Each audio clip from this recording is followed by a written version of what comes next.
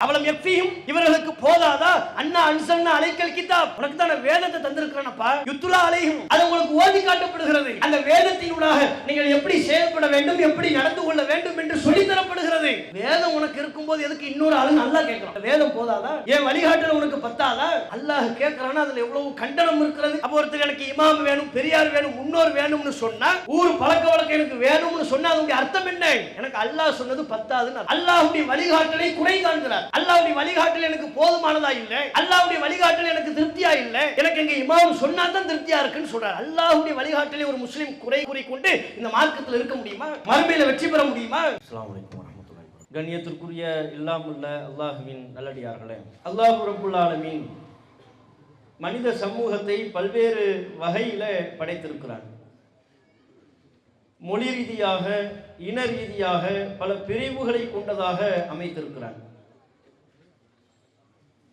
திருக்குர்ஆனிலே அல்லாஹ் சொல்கின்ற பொழுது யா அய்யுஹன் நாஸ் இன்னா ஹலக்னாக்கும் மின் தக்கரி வ உன்ஸா வஜஅல்னாக்கும் ஷுஊபன் வ கபாயில லிதஆரஃபு மனித சமூகமே உங்கள் அனைவரையும் ஒரு ஆண் ஒரு பெண்ணிலிருந்து நாம் படைத்தோம் பல்வேறு குலங்களாக கோத்திரங்களாக உங்களை நாம் அமைத்தோம் அந்த பல குலங்களாக கோத்திரங்களாக அமைத்தது ஏற்றத்தாழ்வு கற்பிக்க வேண்டும் என்பதற்காக அல்ல இவன் குலத்தால் உயர்ந்தவன் இவன் குலத்தால் தாழ்ந்தவன் என்று சொல்வதற்காக அல்ல லிதஆரஃபு ஒருவரை ஒருவர் அறிந்து கொள்ள வேண்டும் என்பதற்காக மொழி ரீதியாக பல பிரிவுகளை சார்ந்தவர்களாக மக்கள் இருக்கிறார்கள் உலகத்தில் உள்ள அத்தனை மக்களும் முஸ்லிம்களாக இருந்தாலும் அனைவரும் ஒரே மொழி பேசக்கூடியவர்களாக இல்லை ஒரே கலாச்சாரத்தை பிரதிபலிப்பவர்களாக இல்லை ஒரே நிறத்தை கொண்டவர்களாக இல்லை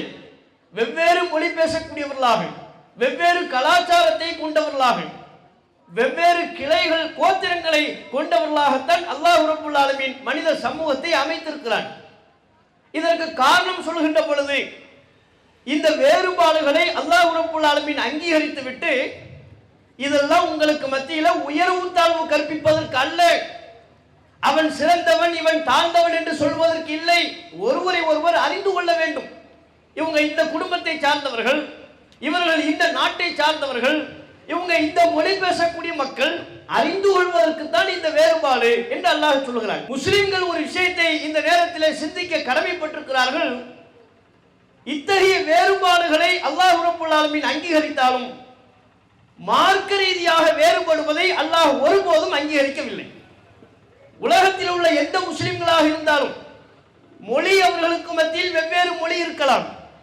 வெவ்வேறு நிறத்தை சார்ந்தவர்களாக இருக்கலாம் மார்க்கம் ஒன்றாகத்தான் இருக்கணும் அவர்கள் இந்தியாவில் உள்ள முஸ்லிம்களாக இருந்தாலும் சரி அமெரிக்காவில் உள்ள முஸ்லிமாக இருந்தாலும் சரி மார்க்கம் என்று வருகின்ற பொழுது உலகத்தில் எந்த மூலையில் உள்ள முஸ்லிமாக இருந்தாலும் அனைவருக்கும் ஒரே மார்க்கம் தான் மொழி வேறுபட்டிருப்பதை அங்கீகரிக்கக்கூடிய இறைவன் நிறம் வேறுபட்டிருப்பதை அங்கீகரிக்கக்கூடிய இறைவன் மார்க்க ரீதியாக பிளவுபட்டிருப்பதை அல்லாஹ் அங்கீகரிக்கவே இல்லை அமெரிக்காவில் உள்ள முஸ்லிம்கள் தான் ஒரு முறையில் தொழுவார்கள் இந்தியாவில் உள்ள முஸ்லிம்கள் வேறு விதத்தில் தொழுவார்கள் அவங்களுக்கு தொழுகையின் முறை வேறு இங்குள்ளவர்களுக்கு தொழுகையின் முறை வேறு அப்படி கிடையாது அங்குள்ளவனா இருந்தாலும் சரி இந்தியாவை சார்ந்தவனா இருந்தாலும் சரி முஸ்லிம்னா தொழுகை ஒண்ணுதான் அனைவரும் ஒரே முறையில் தான் தொழ வேண்டும் தொழுகையின் சட்டம் அனைத்து முஸ்லிம்களுக்கும் ஒன்றுதான் நோன்பின் சட்டம் அனைத்து முஸ்லிம்களுக்கும் ஒன்றுதான்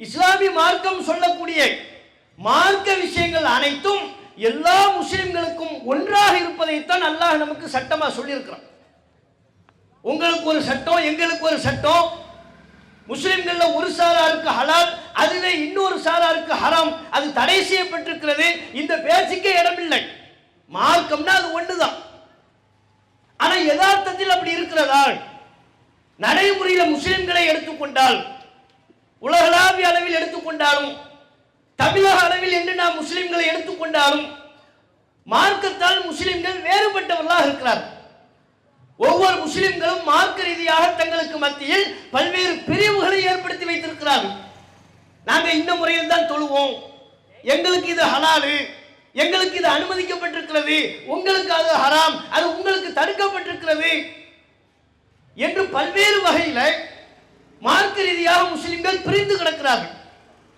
இந்த பிரிவுக்கு என்ன காரணம்? இஸ்லாம் சொல்லுகிற அடிப்படையை முஸ்லிம்கள் உணரவில்லை. இஸ்லாமிய மார்க்கத்தில் எந்த மார்க்கத்தில் உள்ளவர்களாக தன்னை அறிவிக்கிறார்களோ, எல்லா முஸ்லிமும் நம்ம எதை அறிவிக்கிறோம்? முஸ்லிம்னு சொல்றோம்ல. முஸ்லிம்னு சொல்லும் பொழுது அதற்குள் என்ன அர்த்தம் இருக்கிறது?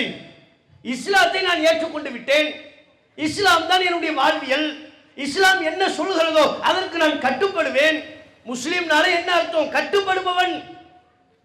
அல்லாஹ் என்ன சொன்னாலும் கட்டுப்படுவேன், அல்லாஹ்வால் அனுப்பப்பட்ட தூதர் என்ன சொன்னாலும் கட்டுப்படுவேன். அப்ப இஸ்லாமிய மார்க்கத்தினுடைய அடிப்படை அல்லாஹ்வின் புறத்திலிருந்து நமக்கு சொல்லப்படுகிற உத்தரவுகளுக்கு நாம் அனைவரும் கட்டுப்பட்டு நடக்க வேண்டும். இந்த மார்க்கம் என்பது இறைவனுக்கு சொந்தமான மார்க்கம். அல்லாஹ்வுக்கு சொந்தமான மார்க்கத்தில் அல்லாஹ் தான் உத்தரவு போடுவான். அவனிடமிருந்து தான் நமக்கு வஹி செய்தி. வஹினா என்ன? அல்லாஹ்வுடைய உத்தரவு. அவனிடமிருந்து தான் நமக்கு வஹி செய்தி வரும், உத்தரவு வரும்.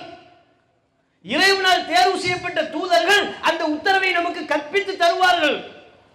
முஸ்லிம்கள் நம்ம எல்லோரும் சேர்ந்து அல்லாஹ் என்ன சொன்னானோ அதற்கு கட்டுப்பட்டு நடக்கணும்.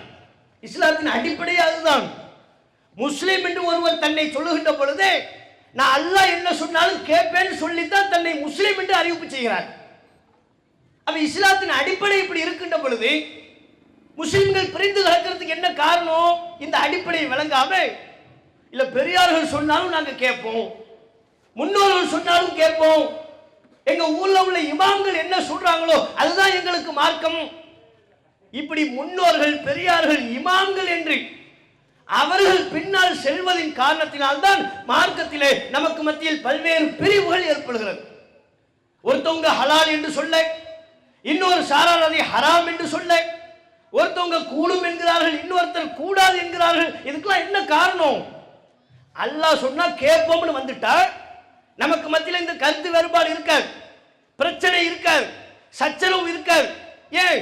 அல்லாஹ் சொன்னா கேட்போம்ங்கிறதுல நீங்களும் உடன்பட்டிருக்கிறீங்க, நாங்களும் உடன்பட்டிருக்கிறோம் என்றால் நமக்கு மத்தியில் என்ன பிரிவு?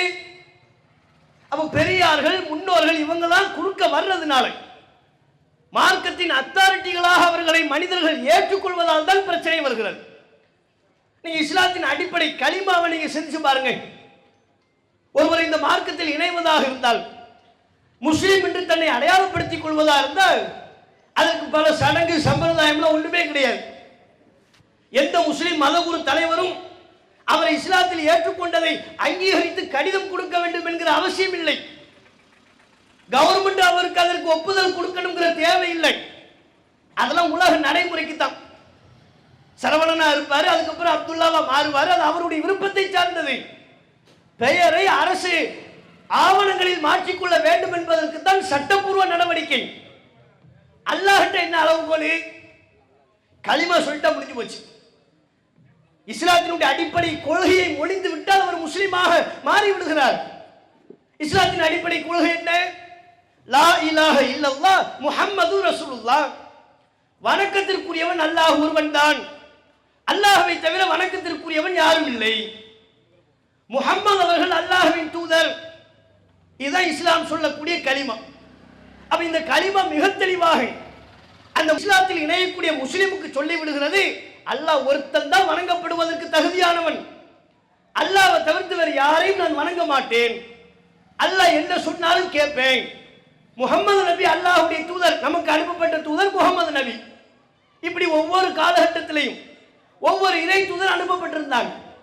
அந்த இறை தூதர்களை ஏற்றுக்கொண்டு அல்லாஹ் என்ன சொல்வதாக இறை தூதர்கள் சொல்லி தருகிறார்களோ அதுக்கு நான் கட்டுப்பட்டு நடப்பேன் என்று சொல்வதுதான் கலிமா. இதை தாண்டி வேற எதையாவது கலிமாவில் நம்ம சொல்லி கொடுக்கிறோமா? இஸ்லாத்துக்கு ஒருத்தர் வர்றேங்கிறார், அவருக்கு என்ன சொல்லுவோம்? வணக்கத்துக்குரியவன் அல்லாஹ் ஒருத்தங்கிறது ஏற்றுக்கிட்டீங்களா? நான் ஏற்றுக்கிட்டேன். முஹம்மது நபி அவர்கள் அல்லாஹ்வின் தூதர், இதை ஏற்றுக்கொண்டீர்களா? ஏற்றுக்கொண்டு விட்டேன். அவ்வளவுதான், முஸ்லீம் ஆயிட்டார். அல்லாஹ் சொன்னா கேட்பேன் அர்த்தம். என்ன சொன்னால் நான் கேட்பேன். இங்க யாருக்கு ஒரு ரோல் கிடையாது. புதுசாவது இஸ்லாத்துக்கு வர்றாருன்னா பெரியார்களை நீங்கள் ஏற்றுக்கொள்கிறீர்களா? முன்னோர்களை ஏற்றுக்கொள்கிறீர்களா? எங்க ஊர்ல உள்ள இமாம்கள், இன்னென்ன இமாம்கள், ஒரு 25 இமாமுடைய லிஸ்ட் பேரை கொடுத்து இவங்களையெல்லாம் ஏற்றுக்கிறீங்களா? இவங்க என்ன சொன்னாலும் மார்க்கம்னு அங்கீகரிப்பீங்களான்னு சொல்லி கொடுக்குறோமா? ஒன்றும் கிடையாது. இஸ்லாத்தில் ஒருவர் இணைவதாக இருந்தால் அங்கே பெரியாரை பற்றி சொல்ல வேண்டிய தேவையில்லை, முன்னோர்களை பற்றி சொல்லிக் கொடுக்க வேண்டிய அவசியம் இல்லை, இமாம்களை பற்றி மத குருக்களை பற்றி கற்பித்து தர வேண்டிய அவசியம் இல்லை. அல்லாஹ் ரசூல் முடிஞ்சு போச்சு. அதான் வஹி செய்தி, நபி வழி. அப்ப இஸ்லாத்தின் அடிப்படை இவ்வளவு தெளிவாக நம்ம ஒவ்வொரு நாளும் சொல்லிக் கொள்ளக்கூடிய களிமா, அல்லாஹ் என்ன உத்தரவு போடுறானோ அதுதான் மார்க்கம். அவனுடைய மார்க்கம்லங்க இது. அவன் மார்க்கத்தில் அவன் தானே உத்தரவு போடுவான். உங்க குடும்பத்தில் உத்தரவு போடுறது நீங்க உத்தரவு போடுவீங்க. உங்க கம்பெனியில அதனுடைய ஓனர் யாரோ அவர் உத்தரவு போடுவாரு. தமிழ்நாட்டின் முதல்வராக அவர் இந்த நாட்டை ஆளுகின்ற பொழுது முதல்வர் என்கிற அடிப்படையில் உத்தரவுகளை பிறப்பிப்பார். அப்ப இந்த மார்க்கத்தின் அத்தாரிட்டி யாரு? சைனிங் அத்தாரிட்டி யார்? சட்டங்களை ஏற்றக்கூடிய அதிகாரம் உள்ளவன் யார்? அல்லாஹ் ஒருத்தன் தான் மார்க்கத்தின் அதிகாரம். அல்லாஹ் தான் சட்டங்களை சொல்வான். நாம் எல்லோரும் அல்லாஹ் சொல்லக்கூடிய சட்டத்திற்கு கட்டுப்பட்டு வரணும்.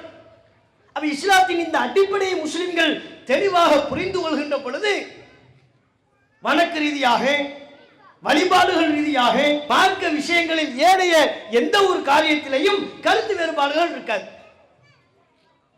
நீங்க மனித குலத்திற்கு அல்லாஹ்வின் புறத்திலிருந்து சொல்லப்பட்ட முதல் செய்தி என்ன? முதல் மனிதர் ஆதம். அவங்க அல்லாஹ் இந்த பூமிக்கு அனுப்புறாங்க. அல்லாஹ்விலிருந்து பூமியில் இருக்கிற மனிதருக்கு முதல் மனிதர் அவற்றிலிருந்து அதுக்கப்புறம் மனித சமூகமே பழகி பெறுகிறது. முத வஹி செய்தி வருது. நல்லா கவனிக்கணும். ஆதம் அலைஹிஸ்ஸலாம் அவர்களுக்கு இறைவனின் புறத்திலிருந்து முதல் வஹி செய்தி, முதல் உத்தரவு. அப்படி என்றால் ஒட்டுமொத்த மனித குலத்திற்கும் அதுதான் முதல் உத்தரவு. முதல் உத்தரவே என்ன? அல்லாஹ்விலிருந்து வந்துச்சு. நான் என்ன சொல்றேனோ அதுதான் மார்க்கம். நான் என்ன சொல்றேனோ அதைத்தான் நீங்க கேட்கணும். நான் என்ன சொல்கிறேனோ அதன்படி தான் நீங்க நடக்கணும். அதை தாண்டி வேற எதையும் நீங்கள் கேட்டு நடக்க கூடாது. அங்க வேற யாருமே இல்லை. ஆதமுக்கு அல்லாஹ் சொல்வதன் மூலம் நம்ம அனைவருக்கும் அல்லாஹ் உணர்த்துகிறான். அவர் தானே முதல் மனிதர். அப்ப இறைவனின் புறத்திலிருந்து மனித குலத்திற்கு சொல்லப்பட்ட முதல் உத்தரவை ஆதம் அல்லாஹ் இறங்குன்னு சொல்லிட்டாங்க. அதுக்கப்புறம் அல்லாஹ் உணர்த்துகிறான், ஃபைம்மா யஅத்தியன்னக்கும் மின்னி ஹுதன், என்னிடமிருந்து உங்களுக்கு நேர்வழி வரும். நீங்க எந்த பாதையில் நடக்கணும், உங்களுக்கு எது கூடும் எது கூடாது, எது சரி எது தப்பு, என்னை எப்படி வணங்கணும் எல்லாத்தையும் நான் உங்களுக்கு சொல்லித் தருவேன். நேர்வழி என்னிடமிருந்து வரும். அதை யார் பின்பற்றுகிறார்களோ ஃபலா ஹௌஃபுன் அலைஹிம் வலா ஹும் யஹ்ஸனூன், அவர்களுக்கு எந்த கவலையும் இல்லை, அவர்கள் பயப்பட வேண்டிய தேவையில்லை. மற்றொரு வசனத்தில் அல்லாஹ் சொல்கிறான், என்னிடமிருந்து நேர்வழி வரும், அதை யார் பின்பற்றுகிறாரோ ஃபலா யதில்லு வலா யஷ்கா, அவர் வழி தவற மாட்டார், அவர் துர்பாக்கியவானாக ஆக மாட்டார். அப்ப நேரான வழிங்கிறது அல்லாஹ்விலிருந்து வரும். மனித குலத்திற்கு அல்லாஹ் சொன்ன முதல் உத்தரவை, அல்லாஹ் இஷ்டப்படி வாழணும்னு சொல்றதா இருந்தா ஆதமுக்கு அல்லாஹ் சொல்லியிருக்கணும். அவ்வளவு உயர்வு அல்லாஹ் ஆதம் அலைஹிஸ்ஸலாம் அவர்களுக்கு கொடுத்தான். அவ்வளவு கண்ணியத்தை அல்லாஹ் கொடுத்தான். தன் கையால் ஆதமை அல்லாஹ் படைத்தான். தன்னுடைய வாயால் ரூஹை ஊதினான். மலக்குமார்கள் இடத்திலெல்லாம் ஆதம் அலைஹிஸ்ஸலாம் அவர்களுக்கு கல்வி ஞானத்தை வழங்கி அதை மலக்குமார்கள் முன்னிலையில் சமர்ப்பித்து ஆதமுடைய கல்வி ஞானத்தை வெளிப்படுத்தினான், புகழ் சேர்த்தான். அவ்வளவு உயர்வு அல்லாஹ் ரப்புல் ஆலமீன் கொடுத்து விட்டு பூமிக்கு அனுப்பி அல்லாஹ் சொன்ன உத்தரவு, உங்களுக்கு அறிவுலாம் இருக்கு, பல உயர்வுகள் உண்டு, ஆனா மார்க்கம் ஏற்றிருந்தா வரும்ட்டான். ஆதம் அலைஹிஸ்ஸலாம் அவர்களே மார்க்கத்தை உருவாக்கி கொள்ள முடியாது, அல்லாஹ் சொன்ன உத்தரவுப்படிதான் நடக்கணும் என்றால் அவர்களின் பிள்ளைகள் நம்ம அனைவருக்கும் அதுதான கட்டளை. அல்லாஹ்விலிருந்து என்ன உத்தரவோ அதைத்தானங்க நம்ம எல்லாருமே பின்பற்றணும். எங்கிருந்து பெரியார்கள் வர்றாங்க, எங்கிருந்து முன்னோர்கள் வர்றாங்க? சரி, ஆதமுக்கு அல்லாஹ் சொன்னா சரி, ஏன்னா அதுக்கு முன்னாடி யாருமே இல்லை. ஆதம் அலைஹிஸ்ஸலாம் அவர்களுக்கு பிறகு எண்ணற்ற இறை தூதர்கள் வந்தார்கள் அல்லவா? நூஹ் அலைஹிஸ்ஸலாம் அவர்கள் வந்தார்கள், இப்ராஹிம் அலைஹிஸ்ஸலாம் வந்தார்கள், இத்ரீஸ் அலைஹிஸ்ஸலாம் வந்தார்கள், மூசா அலைஹிஸ்ஸலாம், ஈசா அலைஹிஸ்ஸலாம், நபிகள் நாயகம் ஸல்லல்லாஹு அலைஹி வஸல்லம் அவர்கள், இப்படி எண்ணற்ற இறை தூதர்கள் அனுப்பப்பட்டார்களே, அவங்களை யாருக்காவது அல்லாஹ் சொன்னானா? யாருக்காவது? நீங்க ஏன் உத்தரவையெல்லாம் எதிர்பார்க்காதீங்க, உங்க இஷ்டம் போல நடந்துக்குங்க, அப்படி அல்லாஹ் சொன்னாங்க. முன்னோர்கள் எந்த வழியில போனாங்கன்னு பாருங்க, அதை ஃபாலோ பண்ணிக்கங்க, அப்படி அல்லாஹ் சொன்னாங்க. அத்தனை இறை தூதர்களுக்கும் அல்லாஹ் சொன்னது நேர்வழி ஏற்றிருந்தா வரும். மார்க்கம்னா அது நான் தான் சொல்லுவேன். என்னை எவ்வாறு வணங்க வேண்டும் என்பதை நான் தான் உங்களுக்கு கற்றுத்தருவேன். அதை நீங்க ஏற்றுக்கொண்டு கட்டுப்பட்டு உடன்பட வேண்டும். இதில் நீங்கள் மாறுபாடு கொள்ள